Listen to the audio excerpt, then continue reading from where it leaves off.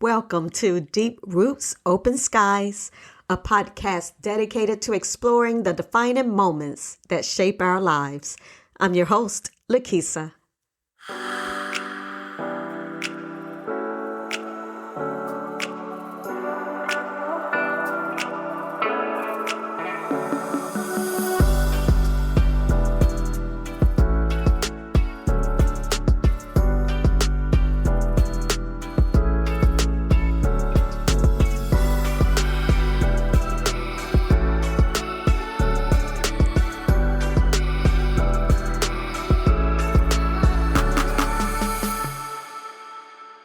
Welcome to Deep Roots, Open Skies, the podcast where we dig deep into life's big questions and reach for the stars with our answers. I'm your host, Lakisa, and today we're diving into a topic that's been echoing around my household like a never-ending game of who left the milk out. Should children be fearful of their parents? Now, before you grab your pitchforks or start nodding in agreement, let's rewind a bit. Picture this. I grew up in a household where I wanted my mom to be my go-to confidant. She was someone you could talk to about anything, always ready to listen without judgment. Yet there was always a slight hesitation on my part, a little shame when it came to asking anything personal. It felt like a barrier I couldn't quite overcome, even though I knew her door was always open.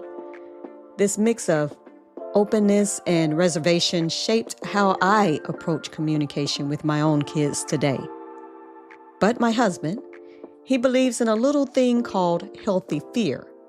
And this is me defining it because it's not like he has given a name for it. He thinks kids should have a bit of apprehension when it comes to their parents. You know, the kind that makes them think twice before coming to him about anything. You see, it seems like for him, fear is used as a tool that can be about respect and understanding boundaries rather than instilling terror. It's not all about making children afraid, but fostering a respectful relationship where children understand limits and consequences. Now, I by no means suggest that children should talk to you disrespectfully or like you're their best friend. I believe in open communication and trust. I believe that helps guide children to be the best version of themselves, and somehow I'm still able to demand respect and love from my children. Who knows? It might have been the fact that I was a teacher, but I was not ever the screamer with my children. So let's break it down, shall we? Is fear an outdated parental tool, or does it have a place in modern parenting? Research shows that while a certain level of fear can encourage kids to think before acting, it should never cross into territory that creates anxiety. The goal is to nurture respect, not fear, that stifles open communication. Let's think about these strategies. Understanding fear versus respect. There's research that shows that a healthy level of fear involves respect and understanding of boundaries rather than terror, is about fostering a respectful relationship where children know limits and consequences, which is important. Effective parenting strategies. This can help nurture this balance. You have to model behavior. Be the behavior you want to see. Kids learn by example, so demonstrate calmness and reason. You got logical consequences. Use consequences tied directly to actions, helping kids understand the impact of their behavior. Positive reinforcement is important. Encourage good behavior with rewards and praise, making positive actions more likely to repeat. Consistent rules. Ensure rules are clear and consistently enforced to build a stable environment. Open communication. Create a safe space for children to express thoughts and feelings, which builds trust and encourages honesty. Let's go with the story, because who doesn't love a good tale? Once upon a time, in a land not so far away, there was a girl named Lily. Lily was fearless, bold, and a bit of a handful. Her parents were loving but firm. Her mom was the type who would say, "Come here, tell me everything," while her dad preferred the think before you act approach. Now, one day, Lily accidentally broke her mom's favorite vase while attempting a new TikTok dance move. Now remember, TikTok dances should come with a safety warning, am I right? Lily knew she could go to her mom and confess. Her mom would understand, but she hesitated because her dad was the vase collector of the family. She didn't fear his reaction, she respected it. So what happened? Lily went to her mom and told her everything. They laughed, they cried over the lost vase, and they plotted how to break the news to Dad. When he found out, he wasn't thrilled, but he appreciated Lily's honesty and her respect for his feelings. You see, experts suggest that fear should be replaced with respect and trust. Encourage kids to come forward by creating a safe space for honest communication. Here's the thing, fear doesn't have to mean terror. It can be about respect and understanding boundaries. My husband and I often debate this, of course. He argues that a little fear keeps the kids in check.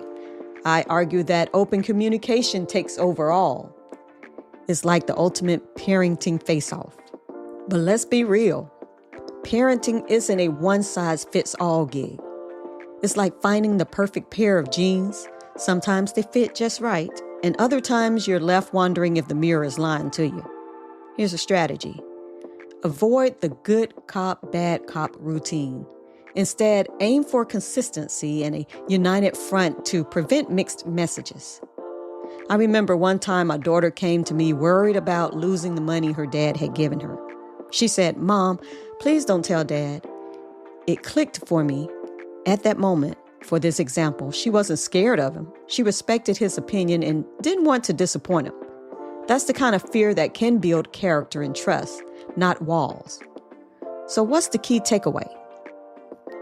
Whether you're team fear or team communicator, the goal is to raise kids who trust us enough to come to us. Even when they're scared, parenting is about guiding them to be the best version of themselves with or without a little fear. And you see, the essence of effective parenting lies in fostering a relationship built on mutual respect, understanding, and open communication. Here's how you can achieve this. 1. Create a safe environment. Ensure that your home is a haven where children feel secure to express their thoughts and emotions without judgment. This encourages openness and trust. 2. Balance discipline with empathy. While setting boundaries is crucial, understanding your child's perspective fosters empathy, and this balance helps children learn from mistakes without fear of harsh repercussions. 3. Encourage problem-solving skills. Instead of solely focusing on obedience, teach your children to think critically and solve problems. This empowers them to make better decisions independently. 4. Be consistent and reliable. Consistency in your responses and rules builds a sense of stability. Children thrive when they know what to expect and understand the consequences of their actions.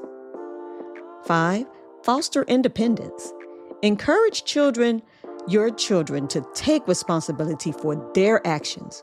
This not only builds confidence, but also reinforces trust between you and your child.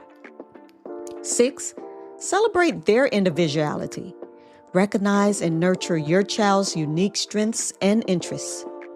This helps them develop a strong sense of self-worth and identity.